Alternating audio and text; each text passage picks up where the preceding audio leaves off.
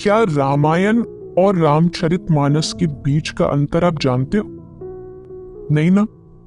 चलिए जानने की कोशिश करते हैं। रामायण लिखी गई महर्षि वाल्मीकि ऋषि के द्वारा, वही रामचरितमानस को लिखा स्वामी तुलसीदास जी ने। रामायण लिखी गई त्रेता युग में जब राम जी थे, तो वही रामचरितमानस को कलयुग में आज से लगभग 500-600 साल पहले स्वामी तुलसीदास जी ने लिखा।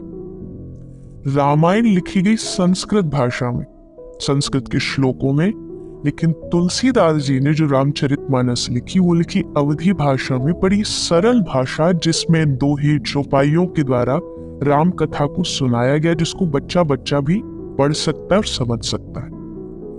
आजकल जो राम कथा हम सुनते हैं वो स्वामी तुलसीदास जी के द्वारा सुनाई गई रामचरितमानस सुनते हैं। दोनों में एक अंतर ये भी है कि कुछ प्रसंग स्वामी तुलसीदास जी ने जानबूझ करके नहीं कहे, जैसे सीता माता का त्याग राज अभिषेक करा करके ही स्वामी तुलसीदास जी ने अपने रामचरितमानस को विराम दे दिया। और भी बहुत सारे प्रसंग हैं जो तुलसीदास जी ने नहीं कहे। ये कुछ बेसिक अंतर हैं जो रामायण और रामचरितमानस में। आशा है इससे आपको थोड़ी समझ आई होगी और इन दोनों ग्रंथों का अंतर आप समझ पाएंगे।